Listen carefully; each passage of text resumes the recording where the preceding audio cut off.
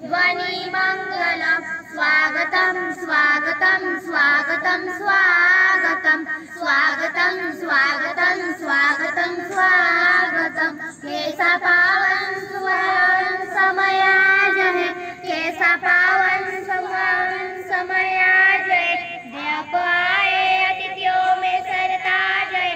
आप आए अतिथियों में सरताज है देव की बाती पूजन करे आज हम देव की बाती पूजन करे आज हम स्वागतम स्वागतम स्वागतम स्वागतम स्वागतम स्वागतम स्वागतम स्वागतम इनकी विद्या से हमने